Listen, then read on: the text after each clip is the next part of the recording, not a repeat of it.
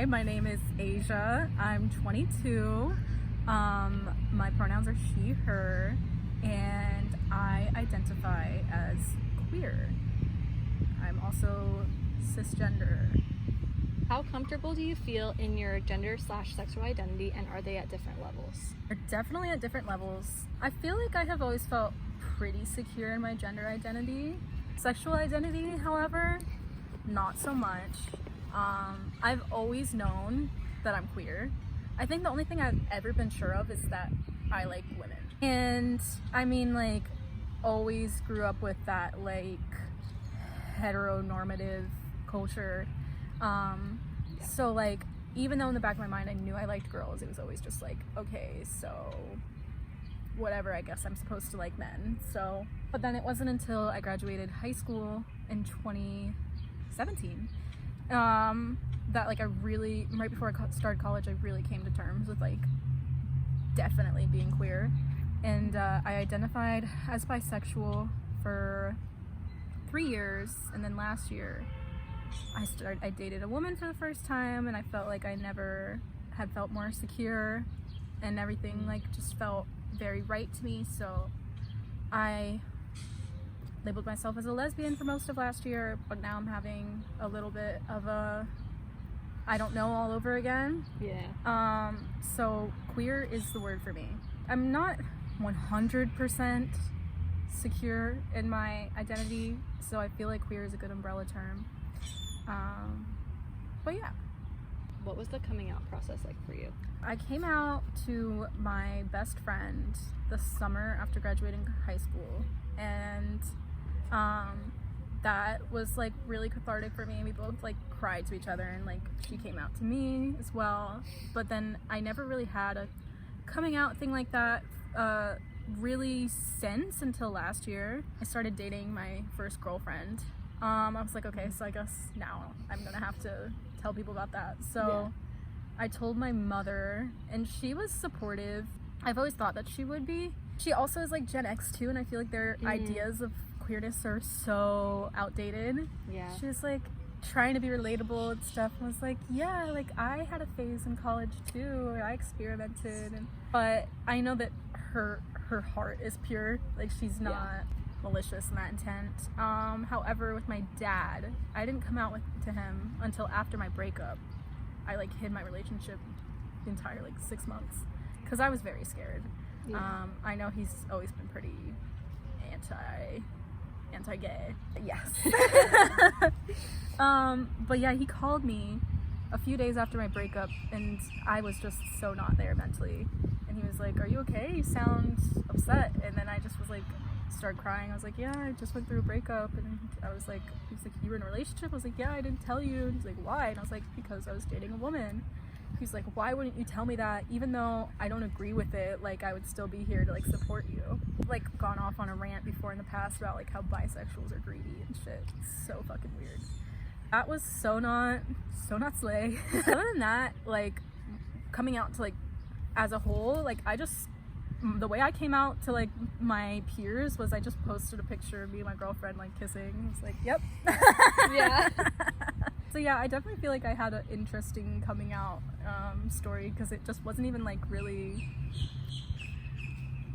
like an actual thing. I just was like, all right, y'all can figure it out for yourselves. There you go. Do you feel like the support you have when you are coming out, or lack thereof, affects how comfortable you are in expressing your gender or sexual identity today?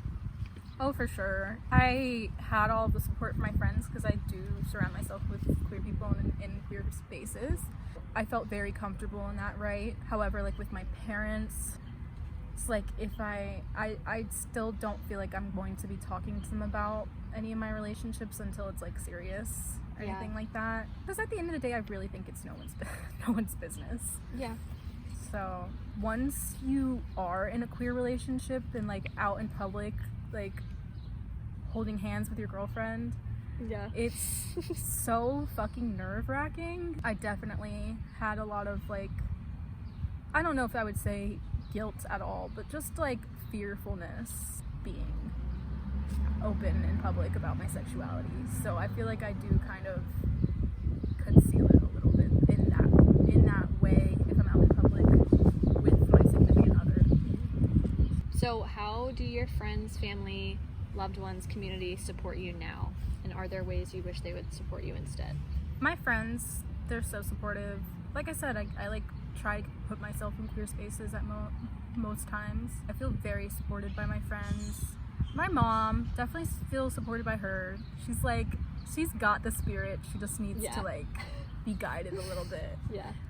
My father, I know he wasn't trying to be harmful, and he's definitely improved since I was a child. I feel like he used to be a lot more homophobic, and he said to me before even like, yeah, I don't care anymore. I just like don't want that around me or whatever, which is just like, you know, his Gen X in him. So I feel like I definitely can have some improvement in that, right? But also like community, I feel like St. Pete is like a little bubble in Florida. For the most part, it's pretty queer friendly here. But like when I go back home to my hometown in like Southwest Florida, definitely don't feel any community support there at all. No. They actually just launched their first Pride parade a year ago. Also, like living in Florida as a whole, the Don't Say Gay bill and stuff and all of that shit passing, like, yeah, I don't really feel supported. Yeah. But I'll keep slaying. How do you express your gender or sexual identity at home, with friends, in your community, or to strangers? I've adapted queer aesthetics, which, not to like put queerness in a box, and I feel like the version of queerness that is portrayed like on TikTok and such like that, like oat milk lattes and stuff like that, is like very whitewashed. So like I try to keep myself in check in that way, but I do fall into some of the like so-called gay stereotypes or whatever. So yeah, I like to express my queerness through, I guess, like how I dress, my makeup a lot, like just like colorful eyeliner and shit like that. I try to look as queer presenting as possible. Yeah. I was going through my camera roll the other day and I had like a video, probably like posted to like my private story or something, where I was holding a mug and I wasn't using the handle, I was just holding it like the base. Yeah. And I was like, if you're queer, you hold your cup like this. Yes. I love manspreading. Love sitting on the floor. Even if there's a chair right there, I will sit on the floor. How do you look for gender or sexual identity in other people? I definitely look for like those queer quote-coded things for sure, like the way that someone dresses, the way that they present themselves in their makeup, or I don't know, just like mask or femme or whatever, like just in between. I hate to like put people in a box like that, but I feel like when you are queer, you could really scout it out in other people like very easily. For sure. So yeah, definitely look for those like stereotypical things. I feel like queer people as a whole have so much trauma. I don't know, I feel like they have a stronger like emotional depth, like queer people as a whole. I don't know if you could really understand me that well if you don't really understand the extent of what I have gone through and how it has shaped me as a person, you know? Because like you carry that trauma with you. And I don't know, that's not to say like if you're not traumatized I can't be around you or something like that, but I just feel like you get a deeper understanding for a person. I feel like especially with queerness too, just being queer, you are subjected to trauma. For sure. How has your gender / sexual identity expression grown or changed over time? I feel like before I came out as like bi officially, I used to dress and even like listen to music like way differently. Like I was like, I had no sense of style or identity, and how like I would express myself. To be quite fair, like I was kind of like an NPC. Like I felt like I was easily molded by my surroundings and just like things like that. And then like I don't know, literally I feel like you just get more fashionable when you come out. Like when I came out as bi, I started dressing definitely. I started like embracing my mask side a lot more, playing around with like switching back and forth between mask and femme and things like that. I got like more bold with my makeup and stuff, and then when I started dating my ex-girlfriend last year, that just made me feel so much more queer. Like, I cut my hair, I started doing crazy colorful graphic liner, just like wearing like crazy clothes and stuff like that. Yeah, and I feel like I am it's just shaped my personality a lot as a whole too. Just like I don't know, that question has stumped me at the end now. I just feel like I literally gained a sense of identity when I came out as queer, just in all forms. Like, I don't know, I became funnier. when you're suppressing such a huge part of yourself, it dulls everything else. So for sure. Yeah. Okay, so this one's kind of long because it has a quote in it, but it's from the article that I was telling you about earlier. So sorry, brain buffering. So in the article Keeping Bisexuality Alive, they talk about the concept of gender performance, which is, they explained it as displays of gender relying on traditional notions of what we understand as a culture to be masculine or feminine. So like hair, clothing, makeup, whatever else. And that these displays are an optional performance focused on what we would like to convey about our gender to others. And they say specifically that display is focused on the meanings that the cues have for the actor rather than on the interpretations of those cues by the audience. A hermit who puts on makeup every morning is still engaging in feminine gender display even if no one is there to witness it. My question with that is, are there ways that you engage in your gender or sexual expression that are only for you, or do you feel like you're putting on a performance for others? I definitely feel like even the things that I think are for me, there still is a little bit of like an innate performance to it. I present myself as hyperfemme, and it has gotten a little bit worse, which I feel like there could be a little bit of like internalized homophobia just like from not not accepting myself for so long, and just like some of those notions are still like hardwired in my brain that I need to like deconstruct. When I came out as queer and stuff like that, like I feel like my need to be hyper feminine was like enhanced, because you know the stereotypes that people associate with lesbians, like the butch, the dyke, the hyper femme, the mask, like stuff like that. I feel like I have a need to fit into an archetype of queerness. I definitely think that there is a level of that was motivated. It was homophobic, dude. Things that I do for myself, I do this like crazy makeup just for myself, not for anyone else. Like that is part of me. I just love it. I love how it makes me feel about myself. Like I just need to yassify myself. So there's a podcast called We Can Do Hard Things by Glennon Doyle. If you want to listen to it, you can. She's amazing and I love her. But they had an episode with, do you know who Alok Menon is? Have you ever heard of them before? So they're trans femme, gender non-conforming. They're a writer, they're an artist, they do like performance art all the time. They're like an LGBTQ rights activist. They're very cool.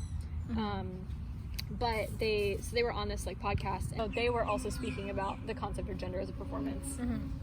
And so the host Glennon was saying to Alok, they were saying, I can find this thing that is like a wild moving faith inside of my identity, like my real self, but I can't find any gender. I can't find it inside of me. I can only find gender on me. I have a close transgender friend who can find gender inside of them, and that's what they're expressing. But this idea of how gender is like a mandatory performance but not born in us, is that how you experience gender? Or do you experience gender as a real true thing that's inside of you that you're expressing on the outside? My question with that is, do you believe that gender is innate, or do you believe that it sticks to us from the outside, like from the external world? Damn, like from my perspective, gender is something that I felt like was inside of me like this whole time and stuff, but I feel like it also is really like something that varies from person to person. I can't say that's like a worldview that I have for everyone else, you know? That's like my experience. It's different for people. Like in that quote. Yeah. The one person said that it was something that they felt like they could never find, it wasn't inside of them, and the other person said that they can. So I guess if I'm just going off of my experience, it's something that, I don't know, has been with me, something that I felt comfortable with. I guess it's innate, but I don't know. I don't have the depth to have a better perspective, you know.